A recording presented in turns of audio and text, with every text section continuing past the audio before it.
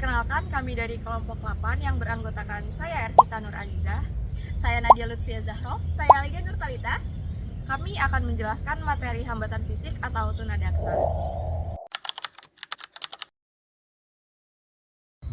Nah, jadi pengertian tunadaksa adalah individu yang mengalami kelainan pada anggota gerak seperti tulang dan otot, baik pada struktur maupun fungsinya. Nah, kondisi tersebut dapat menjadi hambatan atau rintangan sehingga yang bersangkutan mengalami kesulitan dalam melakukan aktivitas secara layak. Nah, jenis tunadaksa ini ada dua. Yang pertama ada cacat neuromuskuloskeletal. Nah, jenis ini mencakup gangguan pada otot, sendi, dan tulang yang mempengaruhi fungsi gerak secara normal. Nah, kondisi tersebut dapat disebabkan oleh penyakit, kecelakaan, maupun faktor sejak lahir. Yang kedua ada cacat sistem saraf pusat. Nah, jenis ini meliputi kondisi seperti cerebral palsy, monoplegia, dan hemiplegia yang terjadi akibat kerusakan pada sistem saraf pusat. Nah, dampaknya dapat menimbulkan hambatan dalam gerakan, kecerdasan, komunikasi, persepsi, koordinasi, perilaku, serta kemampuan adaptasi. Puniarti 2001 menjelaskan bahwa faktor yang menyebabkan terjadinya tunadaksa dapat diklasifikasikan berdasarkan asal atau sumber penyebabnya. Yang pertama ada faktor yang berasal dari dalam diri individu atau internal. Yang kedua ada faktor-faktor yang termasuk dalam kategori ini meliputi faktor keturunan atau genetik seperti kelainan kromosom serta perbedaan faktor RH atau resus. Yang ketiga ada faktor yang dipengaruhi oleh kondisi di luar individu atau eksternal. Yang pertama, kekurangan asupan gizi saat janin masih berada dalam kandungan. Yang kedua, kondisi psikologis ibu selama masa kehamilan. Yang ketiga, beragam penyakit yang dialami sejak dalam kandungan maupun setelah lahir pada masa kanak-kanak seperti infeksi virus rubella, polio, tuberkulosis, tulang dan sendi, meningitis, serta ensefalitis. Yang keempat, paparan zat kimia yang masuk melalui makanan dan minuman yang dikonsumsi ibu selama kehamilan. Yang kelima, ada paparan radiasi seperti sinar X atau ronsen maupun jenis radiasi pengion lainnya. Adapun karakteristik dari hambatan fisik atau tunadaksa yaitu yang pertama ada karakteristik akademik. Anak tunadaksa dengan gangguan pada sistem otot dan rangka umumnya memiliki kecerdasan normal, sehingga dapat mengikuti pembelajaran seperti anak lainnya. Namun, pada anak dengan gangguan sistem saraf pusat seperti cerebral palsy, tingkat kecerdasan dapat bervariasi dari sangat rendah hingga sangat tinggi. Mereka juga dapat mengalami gangguan persepsi, kognisi, dan simbolisasi akibat kerusakan saraf atau otak yang berdampak pada kemampuan memahami informasi dan prestasi akademik. Yang kedua, ada karakteristik sosial dan emosional. Anak tunadaksa sering menghadapi masalah konsep diri, seperti merasa rendah diri atau berbeda dari teman sebayanya.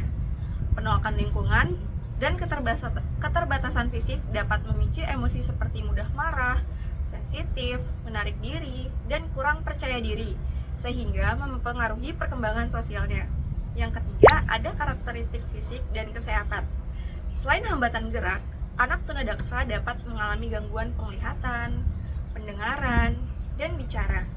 Gangguan bicara dapat disebabkan oleh kelainan organ bicara atau afasia, yaitu kesulitan memahami atau mengungkapkan bahasa.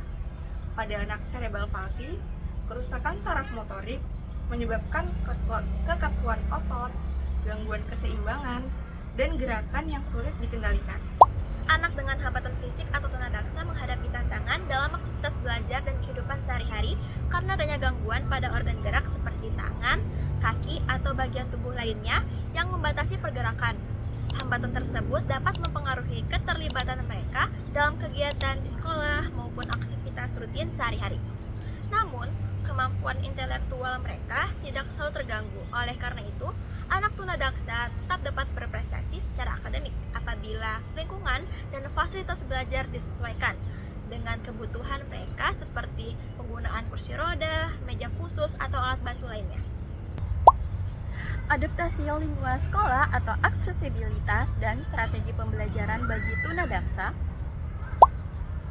Nah, adaptasi lingkungan sekolah atau aksesibilitas meliputi dari satu, penyediaan fasilitas fisik yang ramah difabel, contohnya kayak rem, toilet difabel, jalur kursi roda, serta ruang kelas mudah dijangkau. Yang kedua ada lingkungan sekolah yang aman dan mendukung mobilitas serta kemandirian anak tunadaksa.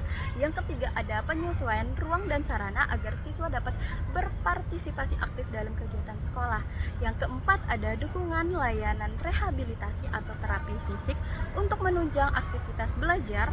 Yang kelima ada penciptaan lingkungan yang suportif, tidak diskriminatif, dan mendukung interaksi sosial positif. Kemudian ada strategi pembelajaran bagi tunadaksa dengan mengikuti penyesuaian lingkungan belajar. Ruang kelas harus mudah diakses dengan kursi roda, memiliki jalur yang aman dan meja belajar yang sesuai tinggi badan anak.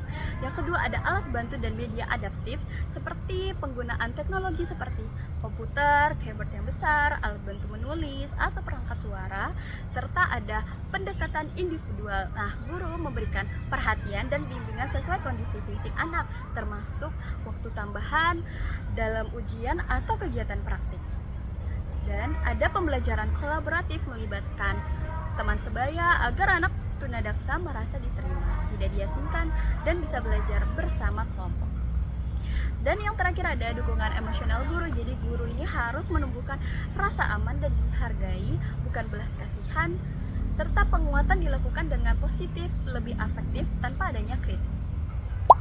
Teknologi asistif adalah alat atau sistem teknologi yang dirancang untuk membantu individu dengan hambatan fisik ataupun komunikasi agar dapat berpartisipasi secara optimal dalam aktivitas sehari-hari dan proses belajar. Yang pertama, dukungan untuk mobilitas. Dapat meningkatkan kemandirian bergerak dan akses ke ruang pembelajaran seperti A. Alat bantu fisik yaitu kursi roda, kruk, walker sesuai kebutuhan tunadaksa. B. Inovasi terbaru, misalnya kursi roda terintegrasi dengan fitur pintar dan kontrol multimodal untuk navigasi kompleks. Yang kedua, dukungan untuk pembelajaran. Ada teknologi, yaitu pembelajaran aksesibel seperti papan interaktif digital dengan fitur ramah disabilitas. Kini mulai diterapkan di SLB Indonesia. B. Asistif teknologi dan perangkat akses belajar lain. Teknologi asistif bukan hanya alat bantu.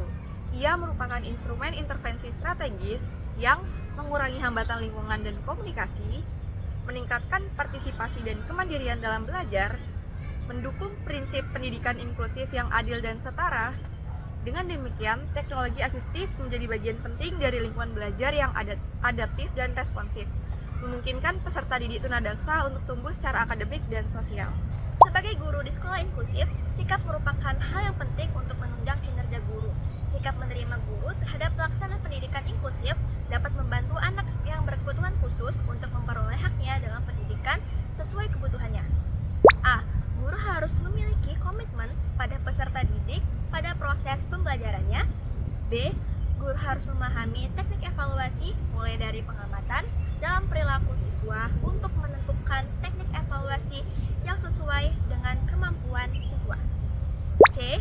Guru juga harus memberikan motivasi agar peserta didik merasa percaya diri dengan kemampuan yang dimilikinya. Guru di sekolah inklusif harus lebih terbuka terhadap perbedaan atau keberagaman peserta didik, mampu mendidik peserta didik yang beragam, lebih terbiasa dan terlatih untuk mengatasi tantangan pelajaran siswa supaya siswa mendapatkan prestasi yang tinggi. Berdasarkan hal tersebut, bahwa sikap guru terhadap pendidikan inklusif menunjukkan sebagai seorang guru di sekolah inklusif harus memiliki komitmen untuk dapat memberikan layanan pendidikan yang sesuai dengan kebutuhan peserta didik agar peserta didik percaya diri akan kemampuan yang dimilikinya, mampu mengatasi permasalahan yang terjadi dalam pembelajaran.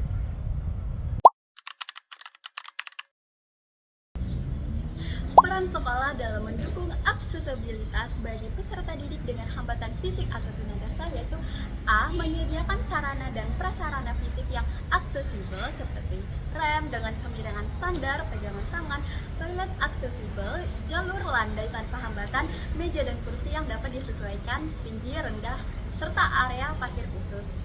Yang B. Dukungan sosial dan lingkungan inklusif seperti penyesuaian metode pembelajaran berbasis proyek yang fleksibel, lantas ada penambahan waktu pengerjaan tugas, kemudian ada penggunaan teknologi asistif, penyesuaian aktivitas motorik pada pembelajaran olahraga. Yang C. Kepemimpinan sekolah dalam menerapkan kebijakan inklusif seperti menyediakan fasilitas, membimbing guru, dan membangun kolaborasi dengan komunitas sekolah untuk menciptakan lingkungan belajar yang adil dan bebas diskriminasi. Peran masyarakat. Peran masyarakat dalam mendukung aksesibilitas tunarungu dan hambatan fisik meliputi A. Membangun penerimaan sosial untuk meningkatkan rasa aman dan percaya diri. B. Dukungan literasi dan edukasi inklusif. C. Memberikan dukungan emosional dan sosial untuk pembentukan konsep diri positif, peningkatan kepercayaan diri, serta kemandirian sosial. D. Mengawasi serta mendorong aksesibilitas fisik. Aksesibilitas adalah persoalan sistem sosial, bukan sekedar fasilitas fisik. Tanpa keterlibatan masyarakat, inklusi tidak akan berkelanjutan.